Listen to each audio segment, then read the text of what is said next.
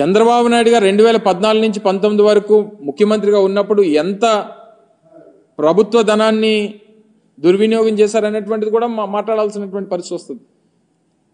వారు హైదరాబాద్లో జూబ్లీహిల్స్లో వారి సొంత భవనాన్ని నిర్మించుకునేటువంటి క్రమంలో వారి కుటుంబ సభ్యులందరినీ తీసుకొని వెళ్ళి ఒక ప్రైవేట్ హోటల్లో పెట్టి కోట్లాది రూపాయలు ప్రైవేట్ హోటల్కి చెల్లించినటువంటి సందర్భాలు. సరే, ఇవన్నీ ప్రభుత్వంలో ముఖ్యమంత్రులుగా ఉన్నప్పుడు కొన్ని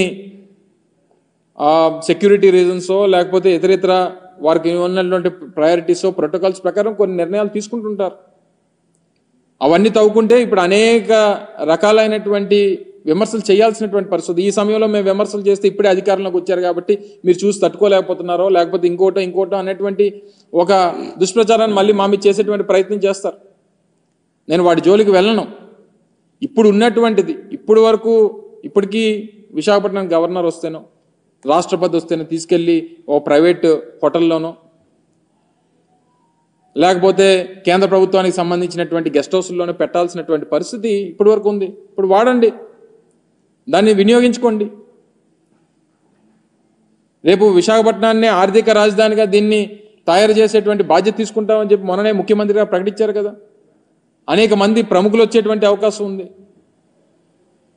విశాఖపట్నం ఈస్టర్న్ నేవల్ కమాండ్కి మనం హెడ్ క్వార్టర్గా ఉన్నటువంటి క్రమంలో అనేక సందర్భాల్లో రాష్ట్రపతులు, అనేక సందర్భాల్లో ప్రధానమంత్రి గారు వచ్చేటువంటి సందర్భాలు ఉన్నాయి. ఉపరాష్ట్రపతులు మొన్న గతంలో ఆంధ్ర మన మెడికల్ ఏఎంసీకి సంబంధించినటువంటి ఫంక్షన్కి వచ్చారు, 100 years ఫంక్షన్కి.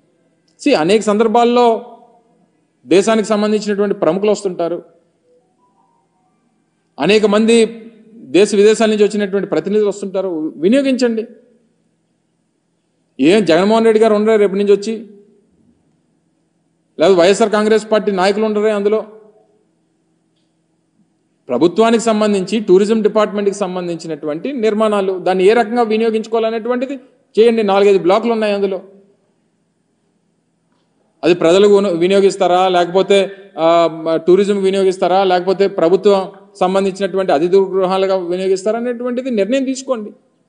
మీ విధానం ప్రకారం అమరావతిని రాజధానిగా కొనసాగించాలనేటువంటి నిర్ణయం తీసుకున్నారు. గుడ్, మీకు అధికారం వచ్చింది, మీరు నిర్ణయం తీసుకున్నారు. గతంలో మేము చెప్పినట్టుగా నిర్ణయం మంత్రి గారు మాట్లాడుతూ 1,00,000 కోట్ల రూపాయలు ఖర్చు అవుతుంది అనేటువంటి మాట మాట్లాడారు. మేము ఆ మాట మొదటి నుంచి చెప్తున్నాను. ఈ 5 సంవత్సరాలు అయ్యేసరికి 1,00,000-2 లక్షల కోట్లు అవ్వచ్చు. సరే, ఏదైనా మీ ప్రభుత్వం ఒక నిర్ణయం తీసుకుందా, నిర్ణయం ప్రకారం వెళ్తుంది.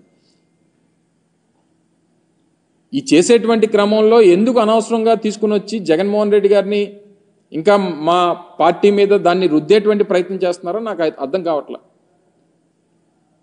దాదాపు గత 5 సంవత్సరాలు 2014 నుంచి 19 మధ్యలో 5-6 వేల కోట్ల రూపాయలు అమరావతి మీదుగా కేవలం తాత్కాలిక భవనాల మీద ఖర్చు పెట్టారు.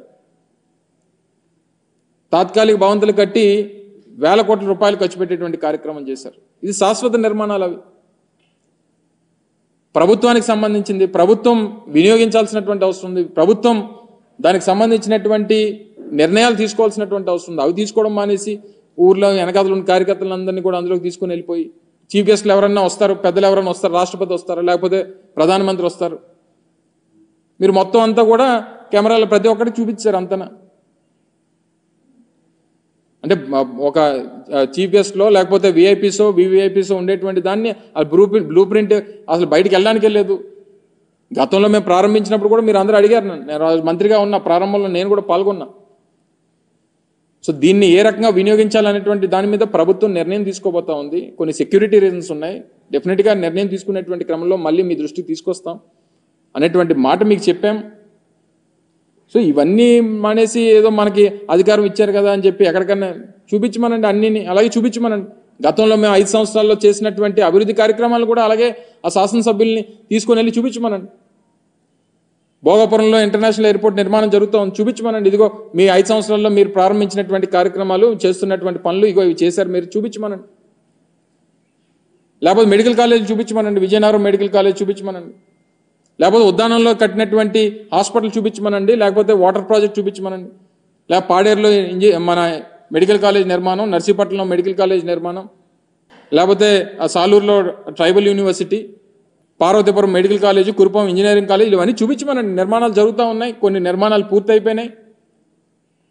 మూలపేటలో మూలపేటలో మన పోర్ట్ నిర్మాణం జరుగుతామని చూపించమనండి. ఫిషింగ్ హార్బర్లో అనేక పోర్టులు ఉత్తరాంధ్రకు సంబంధించి ఇన్ని ప్రాజెక్టుల నిర్మాణం చేపడతా ఉన్నాం. ఇన్ని ప్రాజెక్టుల నిర్మాణంకి మేము ముందుకు తీసుకొని వచ్చి ఇన్ని కార్యక్రమాలు చేశాం. ఇవన్నీ మర్చిపోయి అది తీసుకొని వచ్చి ఏదో జగన్మోహన్ రెడ్డి గారు సొంత భవనంలో చూపిస్తారా?